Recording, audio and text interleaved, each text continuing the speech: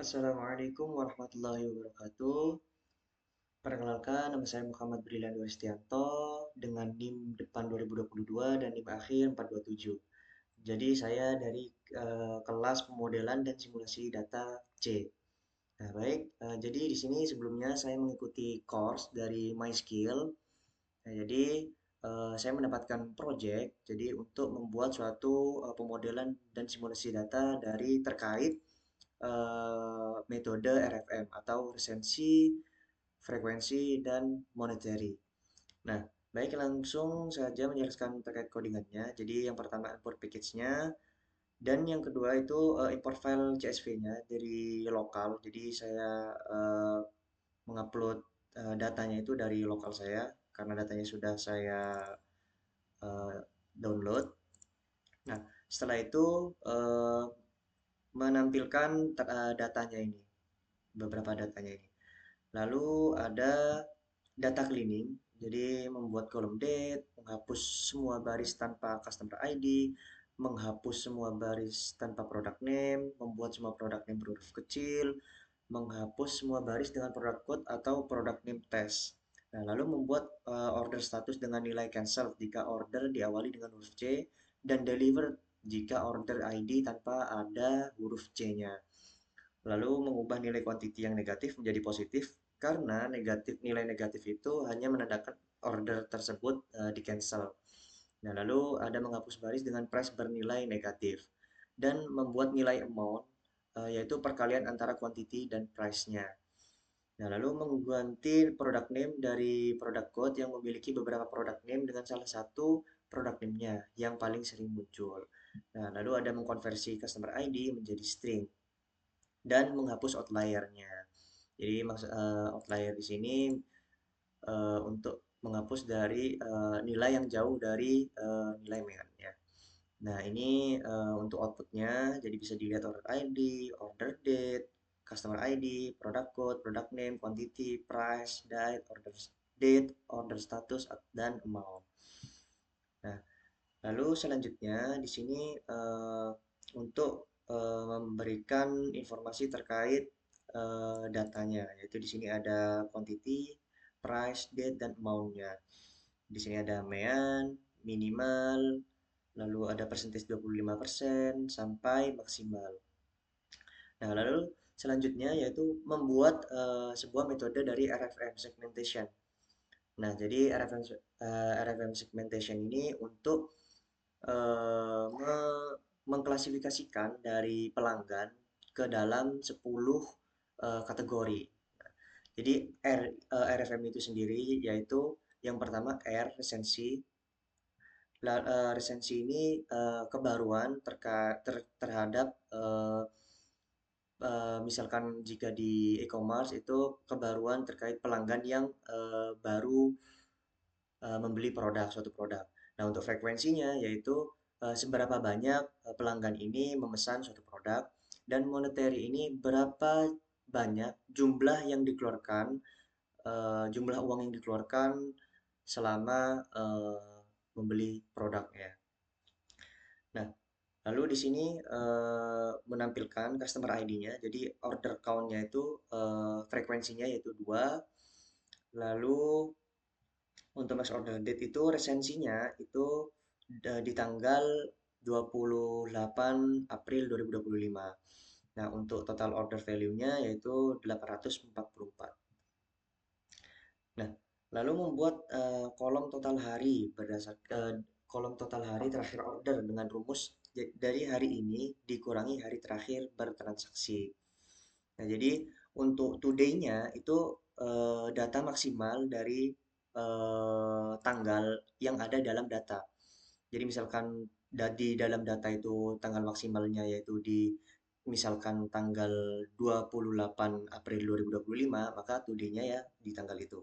Nah, jadi today ini dikurangi dengan eh, pengguna yang max order date. Jadi max order date itu misalkan pengguna customer satu, pelanggan customer satu misalkan di hari 26 April 26 April 2025. Jadi untuk eh, day since last ordernya, yaitu nanti jumlahnya 2 hari.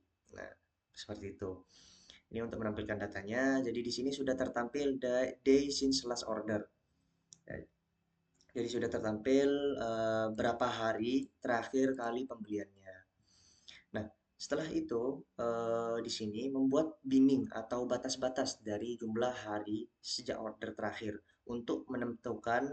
Jadi binningnya ini terdiri dari 5 binning. Jadi batasannya itu merupakan dari minimal, persentis 20 sampai maksimal. Dan diberi label 1 hingga 5 dari bin tertinggi ke terendah sebagai skor resensinya. Jadi dari skor kebaruannya.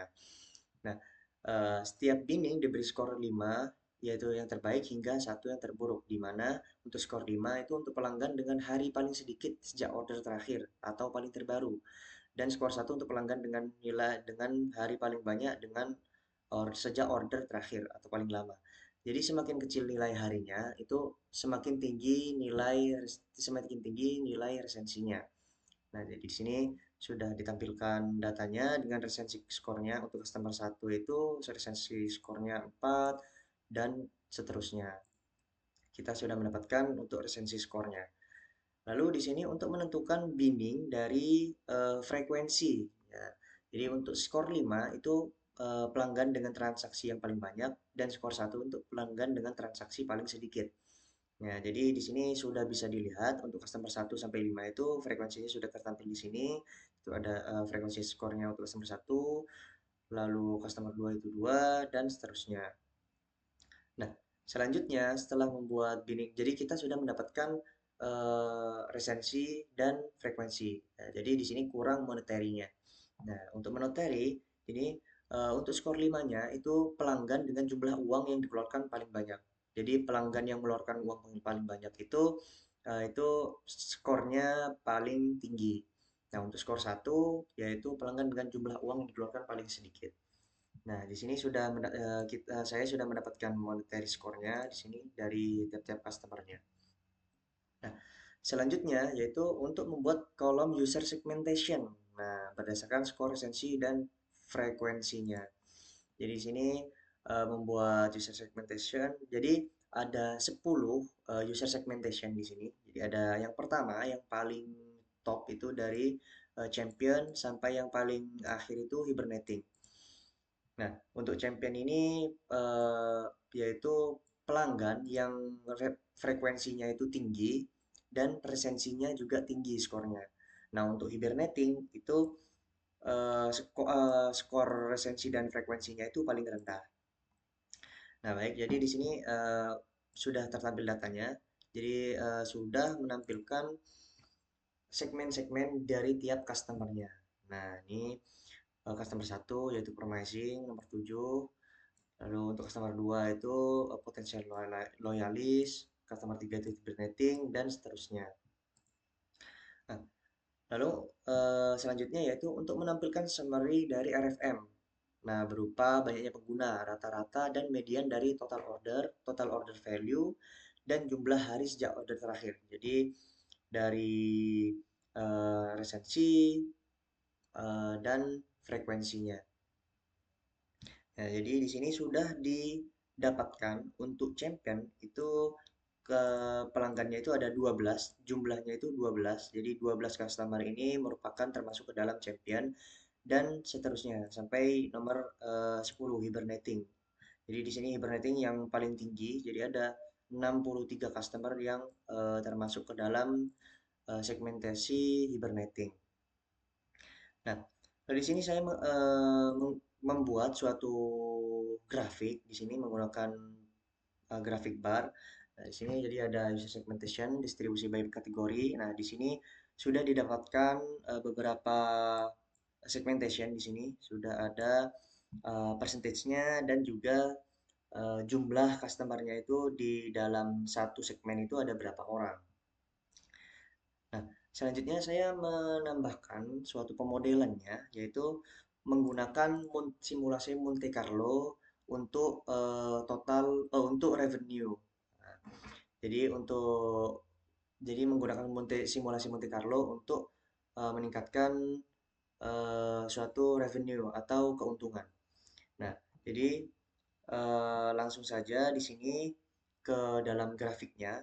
Nah, jadi untuk keuntungan aktualnya itu di sekitar 228.000. Nah, jadi untuk grafik misalkan grafiknya condong ke kiri atau ke kanan, jika ke kiri itu eh, semakin rugi dan jika grafiknya semakin ke kanan itu eh, semakin untung. Nah, di sini didapatkan persebarannya yaitu di range 224.000 sampai 234.000. Nah, jadi distribusi revenue-nya itu kurang lebih 15%. Nah, lalu di sini ada resiko 5%. Jadi misalkan suatu perusahaan itu tidak maksudnya batas dari suatu eh, keuntungannya itu di bawah 224 sampai 226.000 itu harus dipikirkan cara bagaimana untuk meningkatkan keuntungannya.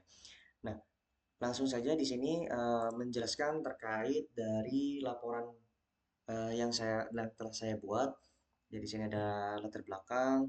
Di sini saya menggunakan model RFM dan R itu waktu terakhir pelanggan melakukan transaksi atau berinteraksi dengan produk atau layanan.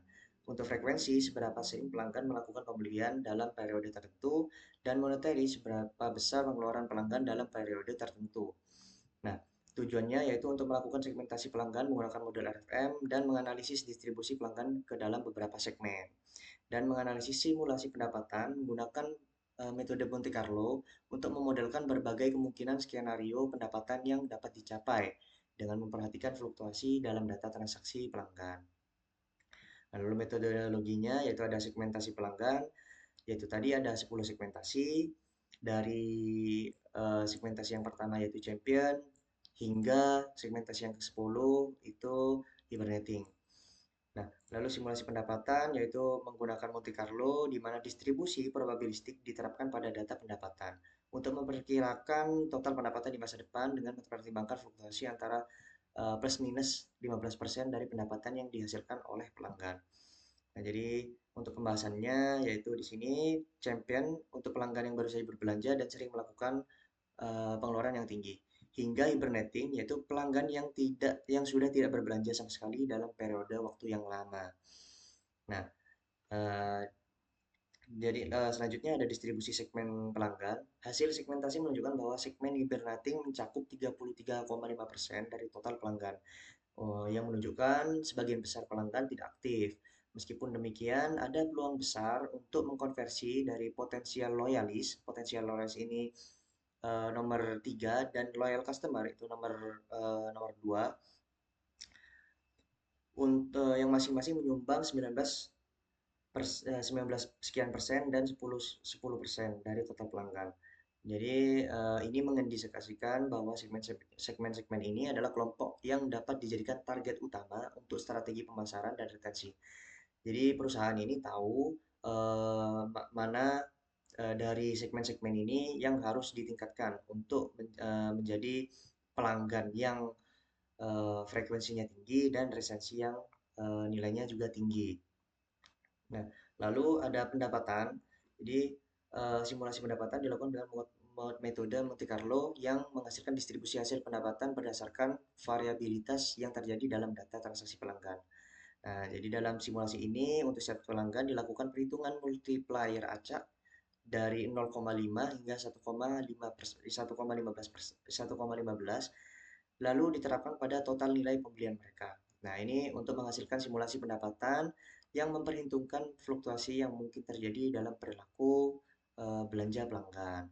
Nah, lalu selanjutnya ada analisis datanya. Jadi sudah saya tunjukkan tadi untuk grafiknya sudah didapatkan untuk champion hingga hibernating itu total pelanggannya itu berapa dan persentasenya itu juga berapa di sini sudah tertampil dengan jelas.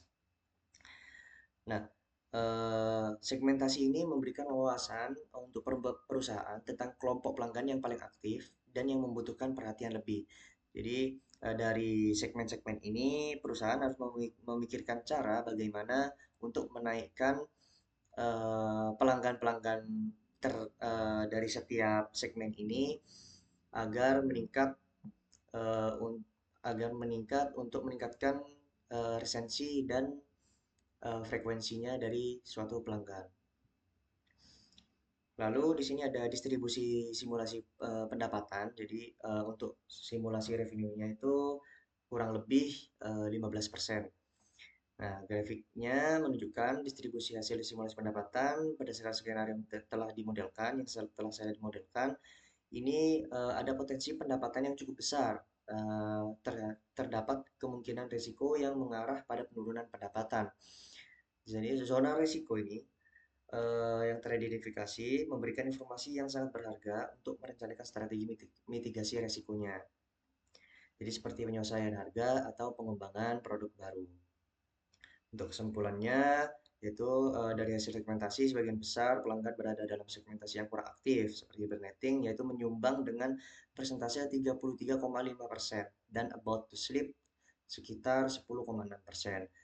Jadi ini menunjukkan kebutuhan untuk meningkatkan retensi pelanggan dan mengaktifkan kembali pelanggan yang tidak berinteraksi dengan merek dalam waktu yang lama.